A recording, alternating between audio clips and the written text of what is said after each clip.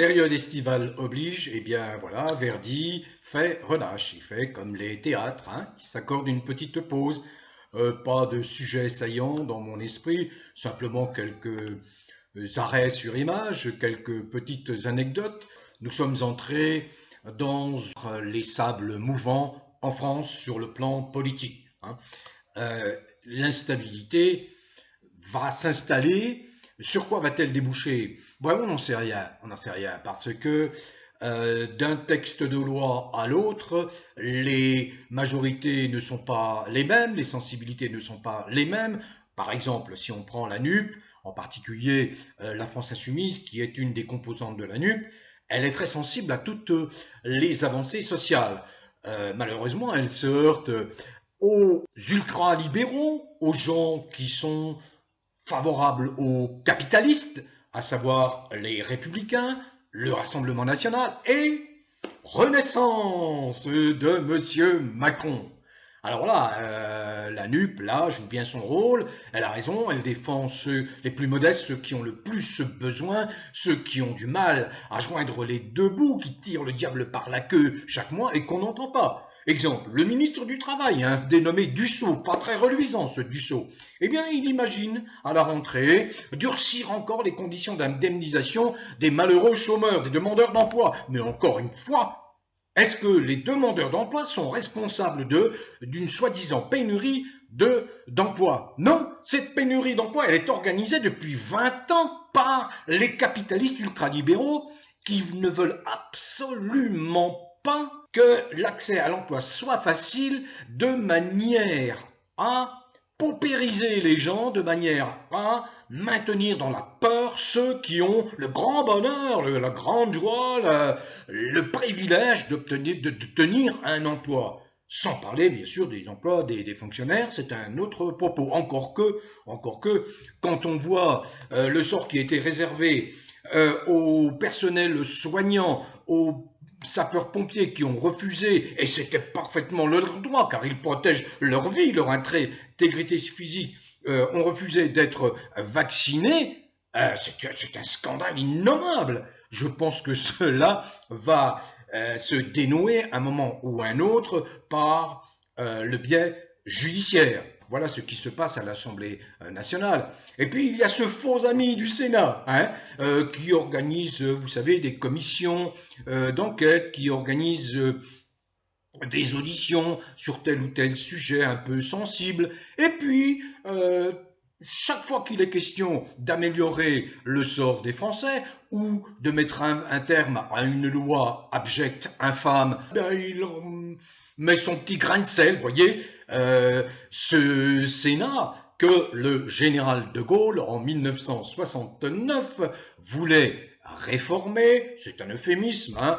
De Gaulle avait bien compris que le Sénat était d'une lourdeur et d'un coût inadmissible pour la France qui à l'époque retrouvait sa grandeur, c'est-à-dire que c'était un frein à toutes les évolutions, le Sénat était un frein à toutes les évolutions positives pour le pays. Et devinez qui s'est mis face à De Gaulle pour qu'il perde ce fameux référendum de la fin avril 1969. Devinez qui? Eh bien, vous savez, on ne le savait pas, on ne l'exprimait pas de cette façon, hein, mais les marionnettes, entre guillemets, de la haute finance, le directeur de Rothschild Pompidou et son acolyte Giscard d'Estaing, qui, quelques années après, en 1973, Pompidou devenu président, eh bien, a fait perdre toute sa souveraineté monétaire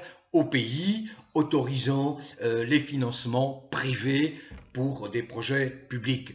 Et là, c'était l'ouverture de la boîte de Pandore et on voit où cela nous a menés. Tout cela, toutes ces dispositions de 1973 ont été reprises dans les traités successifs européens jusqu'au traité constitutionnel européen, rédigé par qui? Toujours le même, le fameux Giscard, et qui donnait tous les pleins pouvoirs à la finance, au lobby, aux multinationales. Et on voit ce que cela donne aujourd'hui, 50 ans après. Hein, 50 ans après, qui dirige? Eh bien, c'est les cabinets McKinsey, c'est les Vanguard, c'est voilà, ils ont la main mise sur la machine de l'État. Et là, ils ont placé, et vous le savez, et on le subit, et on aimerait bien s'en débarrasser, eh bien, ils ont placé un de leurs pions, c'est-à-dire Macron. Mais il n'y a pas qu'en France hein, qu'ils ont placé leur pion. Ils ont placé un pion en Ukraine, Zelensky, hein, pour déstabiliser la Russie qui reprenait des couleurs et qui reprend des couleurs depuis l'arrivée de Poutine, depuis une vingtaine d'années. Et puis il ne faut pas oublier, mais j'en ai parlé il y a 3 ou 4 ans, la constitution des BRICS. Et les BRICS, vous savez, c'est en 2011, c'est quand même des poids lourds sur le plan international, c'est-à-dire c'est la Chine, 1,4 milliard d'habitants, c'est l'Inde, 1,4 milliard d'habitants, c'est le Brésil, il y a presque 200 millions d'habitants, c'est l'Afrique du Sud. Et aujourd'hui, dans ce contexte d'hostilité de l'Occident, qui ne veut pas perdre sa domination, son hégémonie sur le monde à travers la diffusion de son dollar, eh bien, se retrouve face à des gens qui réagissent, qui disent oh les Américains là, et vos petits pantins français ou canadiens ou autres, ça suffit. Là, nous assistons à un jeu d'échecs qui tourne en faveur eh bien, de la Russie et des BRICS. Les BRICS, sur le plan économique, ils pèsent très lourd, vous imaginez bien. Alors, je ne vais pas entrer dans une explication de ce qui se passe actuellement, mais simplement, en voulant jouer les matadors, les gros bras de la planète, les États-Unis, à travers l'OTAN, à travers leurs vassaux lamentables, lamentables vassaux, comme la France. La France n'a plus d'âme avec Macron, plus rien du tout. Tout le contraire de ce qu'avait voulu De Gaulle, de ce qu'avait instauré De Gaulle. Sur le plan international, eh bien, nous assistons à une opposition de deux blocs.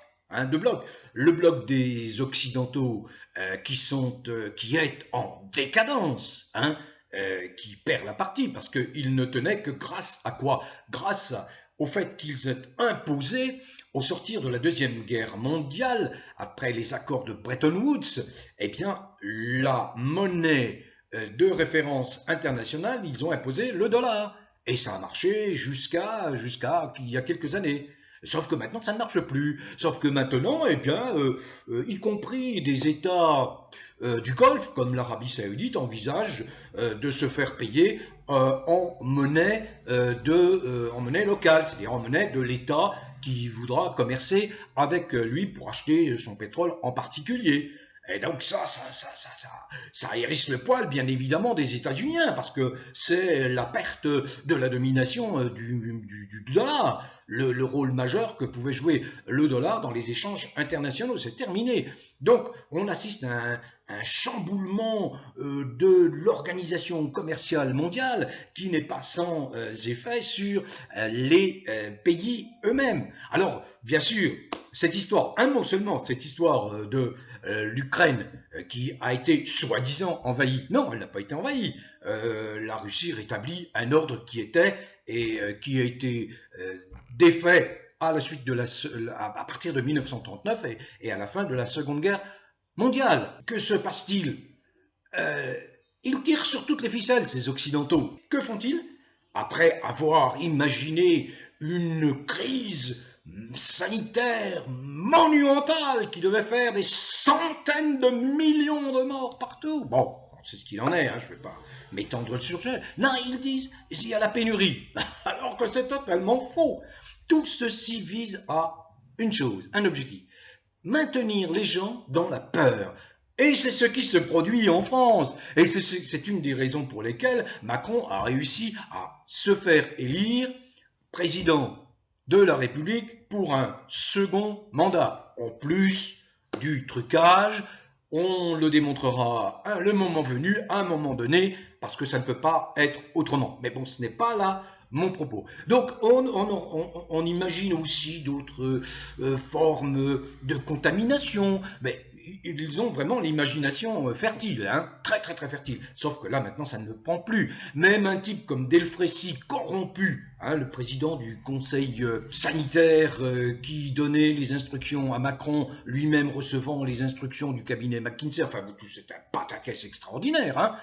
Faut voir comment on est gouverné, hein.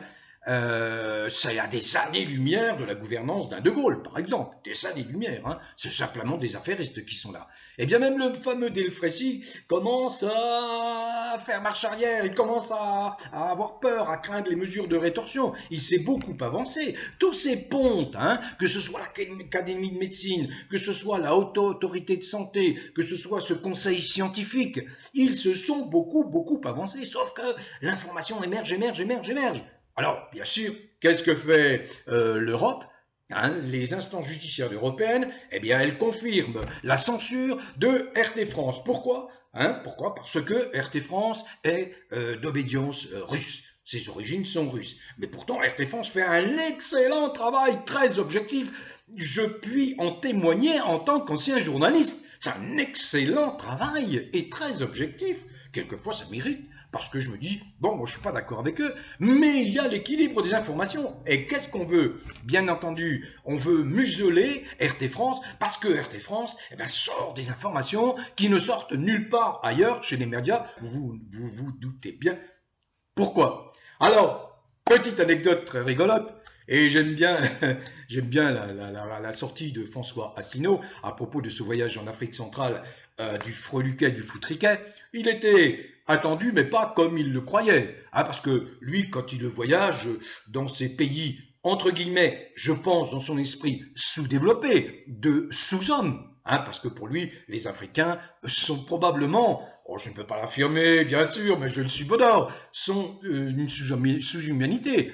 Parce que leur niveau de développement n'est pas celui des Occidentaux, etc., qu'ils vivent sous la coupe, sous la domination des anciens colons. Sauf que c'est de moins en moins vrai. Lorsqu'il va, il se hasarde à organiser un voyage éclair, par exemple au Cameroun, les Camerounais ne sont pas dupes, ça rit sous cap, comme on dit, ils se marrent, et comme le Camerounais a l'esprit un petit peu chatouilleur, un petit peu, comment dire, taquin, sous cap ou sous le manteau, on se marre. Pourquoi? Pour deux raisons. Parce qu'on connaît les orientations particulières de Macron. Or, vous savez, en Afrique, c'est comme en Russie, hein, il n'y a pas place à la déviance.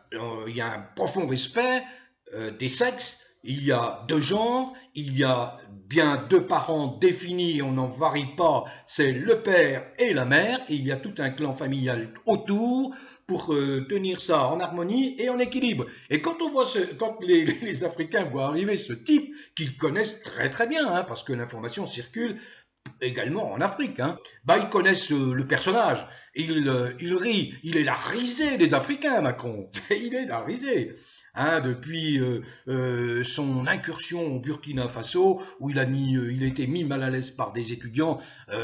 Bon, bref, je ne reviens pas là-dessus. Il est venu un peu comme Hollande, voyage éclair. Hollande était venu 24 heures, le temps d'atterrir à l'aéroport de Nsimalen de Yaoundé, et puis le temps de se faire photographier en compagnie du président Paul Biya, président du Cameroun, et il est reparti. Bon, que se sont-ils dit? À l'époque, il n'y avait pas de grande tension. Si, il fallait combattre impérativement Boko Haram, un groupe extrémiste dans l'extrême nord et nord du Cameroun. Mais là, pourquoi Macron est-il venu en Afrique? Mais toujours pour pontifier.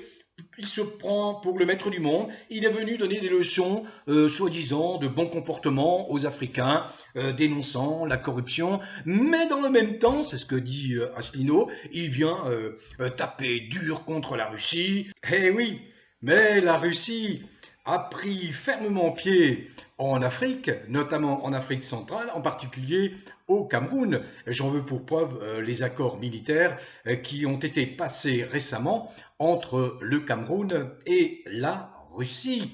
à l'instar des Chinois, eh bien, la Russie mise sur l'Afrique.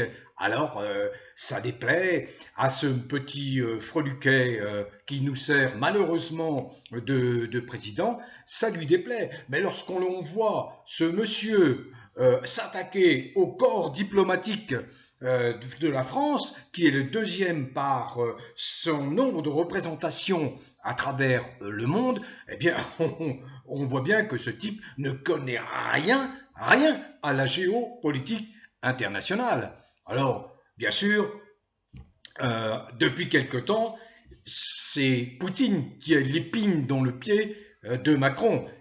Et voilà, et lorsqu'il vient en Afrique, eh ben, il vient en maître par rapport aux esclaves, leur donner la leçon. Il lui reste beaucoup à apprendre sur la culture africaine, sur ses dirigeants, sur la façon dont se produit avec le temps l'émancipation africaine. Il n'est rien en Afrique. Macron n'est rigoureusement rien, que l'objet de rigolade, le sujet de rigolade. La Russie qui se permet tout, et de quel droit? Mais attendez, et depuis 40 ans que se permettent les États-Unis, ils se permettent tout, et de quel droit? Et personne ne les dénonce, personne ne les dénonce. Alors les Africains qui connaissent parfaitement l'histoire sont au courant de cela.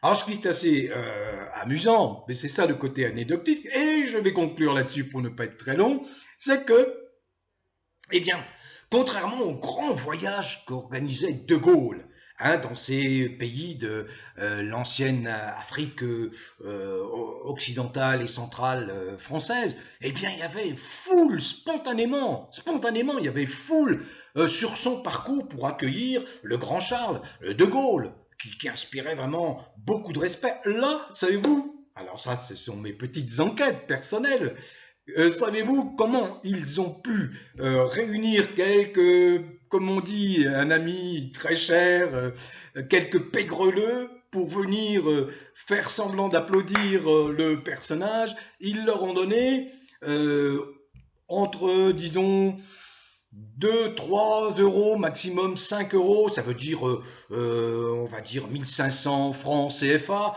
jusqu'à 3000 CFA, 3000 CFA. Et quand on sait que la vie est très dure là-bas, ils ont réussi à réunir quelques dizaines, une claque, comme on dit au théâtre, un beau parterre. Bravo, Monsieur Macron, bravo.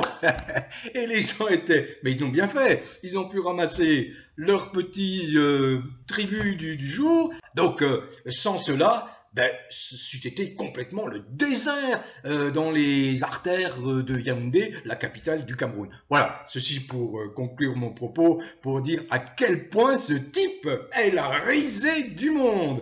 Il est parfaitement identifié pour ce qu'il est, sans parler de cette affaire Brichel qui fait se marrer la planète entière. Bon vent, bonnes vacances à tous. Sous cette belle canicule, ne la craignez pas, buvez beaucoup, n'ayez pas peur, la chaleur est très réconfortante. Bon vent à tous, continuez à cultiver le bien-être, prenez soin de vous et portez-vous bien.